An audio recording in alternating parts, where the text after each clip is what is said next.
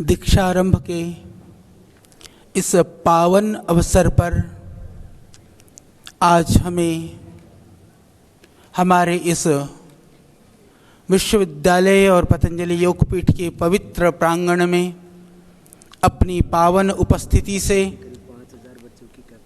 हम सबको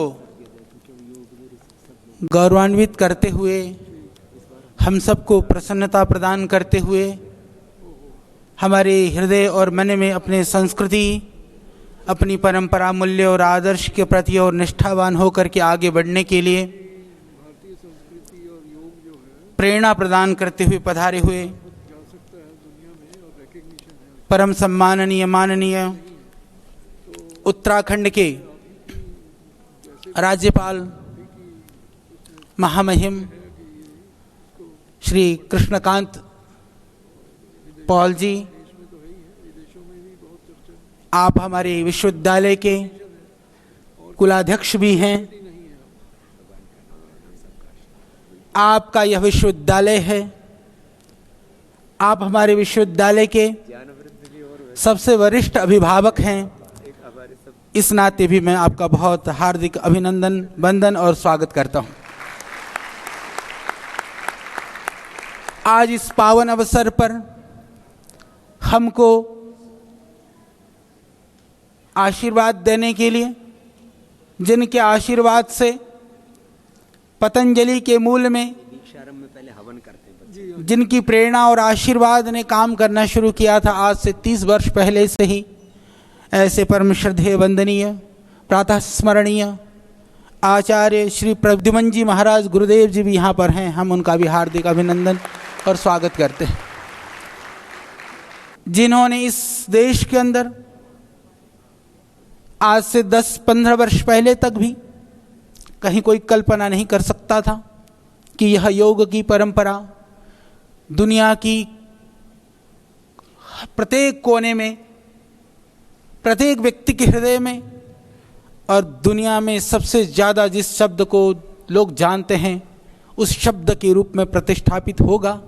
ऐसी योग विद्या के प्रणेता, जिन्होंने अपने तप और पुरुषार्थ से उन ऋषियों की विधा को, जो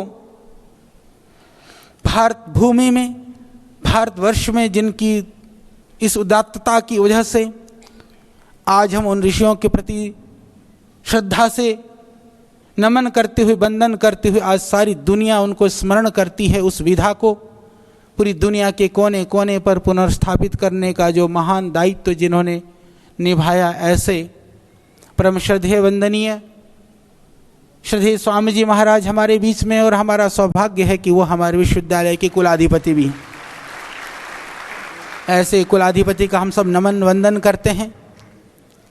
और हमारे आज इस पावन मंच पर यह संयोग ही है कि कुछ दिन पूर्व हमारे माननीय डीएम साहब ने कार्यभार संभाला, हमारे एसएसपी साहब ने भी कार्यभार संभाला, तो आज आपकी प्रथम आगमन है पतंजलि में।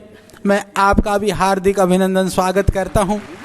इसी तरह से माननीय सचिव महोदय, हमारे माननीय गवर्नर साहब के साथ आए, ओडीसी साहब, बाकी जो है जितने भी हमारे इस जिले के हमारे प्रशासनिक अधिकारी बंधु और बहनें यहाँ पर मंच पर हैं, आप सबका भी इस पतंजलि योगपीठ प्रांगण में हार्दिक अभिनंदन, वंदन और स्वागत है। हम सबको गर्व है, भगवान ने हमको निमित्त बनाया, भारतीय संस्कृति परंपरा, उनसे जुड़ी हुई विधाओं से जुड़ करके हम अपने जीवन को आगे बढ़ाएं। जीवन निर्वहन के साधन के साथ साथ संस्कृति संरक्षण का कार्य को भी हम कर करके मानवता के लिए, भारतवर्ष के गौरवशाली इतिहास और अतीत के लिए, उसको अतीत को वर्तमान बनाते हुए अपने जीवन को जिए हैं, हमारा सौभाग्य है। और इस कड़ी में श्रद्धेय स्वामी जी ने ये सारी गतिविधियों को मूर्त रूप दे करके प्रतिष्ठापित करने का जो भगीरथी प्रयास किया है, हम ऐसा मानते हैं कि यह महामहिम राज्यपाल महोदय, मैं इतना ही कहना चाहता हूँ, शब्दों से शिक्षा देने वाले तो बहुत हैं, पर हमको ऐसा एक महापुरुष प्राप्त है जो शब्दों से कम कर्मों से ज़्यादा शिक्षा देता है। उनके कर्म को देख करके हमको बहुत कुछ सीखने को मिलता है। ये हमारा सौभाग्य है।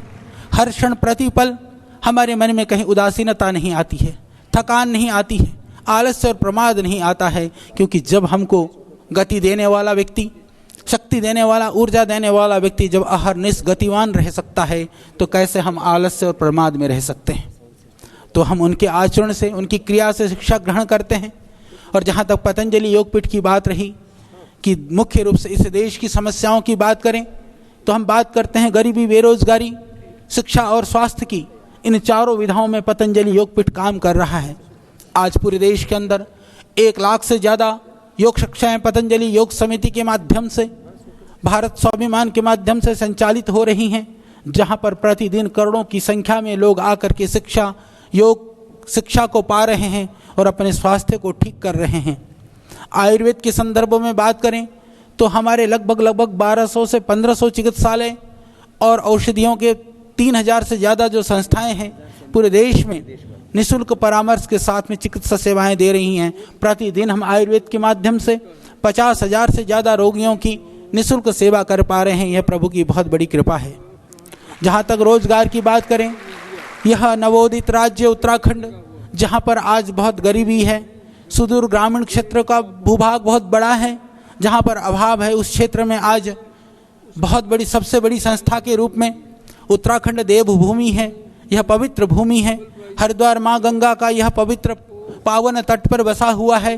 तो इस गंगा की पवित्रता को, हिमालय की ऊंचाइयों को श्रद्धेय स्वामी जी के प्रयास से हमने बढ़ाने का कार्य किया है। उस कार्य के लिए भगवान ने हमको निमित्त बनाया, इस बात पर हमको बहुत गर्व है।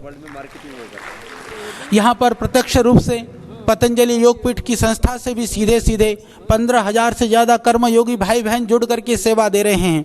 यदि प्रत्यक्ष रूप से सारे की गणना की जाए, 1 लाख से ज़्यादा लोगों को रोजगार पतंजलि योगपीठ प्रदान कर रहा है। तो इस तरह से हम स्वास्थ्य, शिक्षा और हम बेरोजगारी और गरीबी के विरुद्ध में एक तरह से अग्रणी भूमिका निभाते हुए इसको हम आगे बढ़ा रहे हैं। चाहे वो देश की व्यवस्था परिवर्तन की बात हो, चाहे वो बढ़िया प्रबंधन की बात हो, चाहे हमारी संस्कृति, मूल्य और मर्यादाओं के संरक्षण की बात हो, अहरनिश हम हर जगह पर आगे हैं। जहाँ तक पतंजलि विश्वविद्यालय की कल्पना है, मैं स्मरण करता हूँ हमारे भूतपूर्व मुख्यमंत्री नारायण दत्त तिवारी जी का, जिन्होंने मात्र 3 दिन के अंदर में उन्होंने इस तरह की व्यवस्था करी कि पतंजलि विश्वविद्यालय की स्थापना के लिए उत्तराखंड विधानसभा में गजट पारित करवा दिया। और उस समय उन्होंने कहा था कि आपके पास बहुत सारा कुछ संसाधन है, इसीलिए आप सुंदर से सुंदर विश्वविद्यालय चला सकते हैं।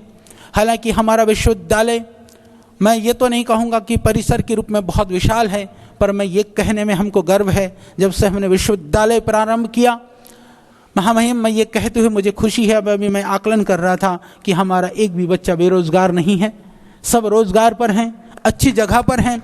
और यहाँ से जा कर के वो मानवीय संवेदना को, योग से जुड़ी हुई हमारी भारतीय संस्कृति को जन जन तक पहुँचाने का प्रयास कर रहे हैं। एक तरह से वो अपने जीवन निर्वहन के लिए तो कहीं मोहताज नहीं हैं, साथ साथ में उस देश की गरिमा को और देश की परंपरा को आगे बढ़ाने में भी उनका योगदान है। बहुत सारे हमारे छात्र छात्राएं देश से भी बाहर भी पहुंच करके सेवाएं दे रहे हैं। और अभी भी जो छात्र और छात्राएं हैं अधिकांशतः हमारे विश्वविद्यालय में, क्योंकि आज हर क्षेत्र में, हर शहर में, हर प्रांत में विश्वविद्यालय हैं, विविध तरह के कॉलेज हैं। यहाँ पर भारतवर्ष के प्रत्येक प्रांत का विद्यार्थी मेरे पास है, यहाँ पर हमारे विश्वविद्यालय में है। तो इस भाव से है, क्योंकि पतंजलि में जाने से हमको कुछ विशेष सीखने को मिलेगा। इस भाव से पहले से भावनाशील होकर के यहाँ पर शिक्षा ग्रहण करने के लिए आए हैं। और हमारा पूरा प्रयास रहता है कि उनकी भावनाओं को ध्यान रखते हुए उनकी जो अपेक्षा है उनको पूरा किया जाए। इसमें हम सततः प्रयासरत हैं और इस तरह के विद्यार्थी हमको मिले हुए हैं। इसके लिए हमें विद्यार्थियों के प्रति भी बहुत गर्व है और स्वाभिमान है। तो ये ऋषियों की ज्ञान को, क्योंकि ऋषियों के पास बहुत शक्ति और सामर्थ्य था। यदि भारतवर्ष को सोने की चिड़िया के रूप में जाना जाता था, तो मैं मानता हूँ कि ऋषियों की ज्ञान की वजह से हमने दूसरे पर शासन करने की नहीं सोची, हमने लोगों के दिल में शासन करने का सोचा हमेशा। उस शासन के भाव यही था कि हम आध्यात्मिक उन्नति के द्वारा लोग की दर्द, पीड़ा और कष्ट को दूर कर करके उनकी संवेदना और भावनाओं को समझ करके हम लोगों के हृदय में राज कर सकते हैं। यह उदात्त भावना हमारे ऋषियों की थी। उस भावना को फैलाने का कार्य, उन ऋषियों की उस उदात्त परंपरा को स्थापित करने का कार्य इस पतंजलि विश्वविद्यालय के द्वारा किया जा रहा है। उसके लिए यहाँ सुव्यवस्थित दिनचर्या, प्रातःकाल योग की कक्षा से लेकर के, यज्ञ से लेकर के दैनंदिन गतिविधियों में जो कोर्स के अंदर जो पढ़ाया जाता है, उसके अतिरिक्त भी जो सिलेबस में नहीं है उसको भी उससे ज़्यादा सिखाने का प्रयास यहाँ से किया जाता है। एक आदर्श दिनचर्या के साथ साथ में एक आदर्श हमारी टीम विश्वविद्यालय की जो पूरी समर्पित भाव से, पूरी भावना के साथ साथ में वो क्वालिफाइड हैं, अपने क्षेत्र के पारंगत हैं। उस पारंगतता के साथ साथ में उनके अंदर जो संवेदना और भावना है वह सभी बच्चों को अपने बच्चों की तरह से व्यवहार करते हुए, पूरे विश्वविद्यालय को एक परिवार की तरह से समझते हुए सारी गतिविधियों को आगे बढ़ा रहे हैं। यह इस पतंजलि विश्वविद्यालय की बहुत बड़ी एक, मैं कह सकता हूँ कि एक बहुत बड़ा विशाल व्यापक स्वरूप है जो अन्य विश्वविद्यालयों से, अन्य संस्थाओं से हमको अलग करता है। योग, आयुर्वेद सहित दूसरे विषयों में भी जो वेद वेदांग हैं, जो आध्यात्मिक चीज़ें हैं, क्योंकि योग का अर्थ न केवल वह शारीरिक पक्ष है, अभी तो योग का अर्थ उसका आध्यात्मिक पक्ष भी है। योग के दो पक्ष होते हैं, उसको हम योग को बहिरंग योग और अंतरंग योग दो रूपों में जानते हैं। तो हम योग का जो बाहरी पक्ष है, जो शारीरिक क्रियाओं के साथ साथ में शारीरिक निरोगता और सौष्ठव के लिए है, उसके साथ साथ में मानसिक जो उन्नति के लिए, आध्यात्मिक उन्नति के लिए, मानसिक विकारों की परिसमाप्ति के लिए जो ध्यान, प्राणायाम और जो योग की गहन क्रियाओं का भी हम यहाँ पर प्रशिक्षण दे रहे हैं। और इसके अतिरिक्त क्योंकि योग के विषय में पूरे देश में हमारी 1 लाख से ज़्यादा निःशुल्क कक्षाएं चल रही हैं, तो बच्चे जहाँ से भी तैयार होकर के जहाँ भी पहुँचते हैं तो उनके लिए पहले से लोग उनके प्रति एक तरह से स्वागत के लिए सभी लोग उत्सुक और तैयार मिलते हैं। ये जाते ही योग सिखाना शुरू कर देते हैं। और हमको खुशी इस बात के लिए भी है, ये यहाँ आने के बाद में 6 महीना, साल भर के बाद में भी घर जाते हैं, जा कर के सबको योग सिखाना शुरू कर देते हैं। इसमें हमको बहुत प्रसन्नता होती है कि ये आते ही पहले से योगी हैं। ये अलग बात है, क्योंकि बच्चे हैं, कभी कभी आलस से प्रमाद कर जाते हैं, कभी अपने आप ना भी करें, पर दूसरों को सिखाने के लिए कभी ये पीछे नहीं रहते हैं। ये भी इनकी खासियत है। तो ये हमारे पाठ्यक्रम में अभी हम लोग BA योग विज्ञान, MA योग विज्ञान, MSc योग विज्ञान, MA मनोविज्ञान, पंचकर्म में स्नातकोत्तर डिप्लोमा, योग विज्ञान में स्नातकोत्तर डिप्लोमा, योग स्वास्थ्य एवं सांस्कृतिक पर्यटन में स्नातकोत्तर डिप्लोमा, योग विज्ञान में PhD, अभी हम इतनी चीज़ें यहाँ से करा रहे हैं। और अभी छात्रों की संख्या हालांकि अभी सैकड़ों में है। हम आशा करते हैं कि बहुत जल्दी यह योग और आयुर्वेद का अपनी तरह का पहला विश्वविद्यालय बनेगा, जो देश का ही नहीं अभी तो दुनिया का सबसे बड़ा विश्वविद्यालय हो जाएगा। और पूरी दुनिया की दृष्टि जब योग और आयुर्वेद की बात आएगी तो हमको पूरा विश्वास है, जिस तरह से अभी श्रद्धेय स्वामी जी के तप और पुरुषार्थ से पूरी दुनिया पतंजलि की ओर देखती है, आने वाले समय में हमारे छात्र और छात्राओं के तप, पुरुषार्थ और इनके कार्यों से पूरी दुनिया पतंजलि की ओर देखेगी। यही हमारी आशा है, यही विश्वास है, और यही विश्वास मैं आपको दिलाना चाहता हूं।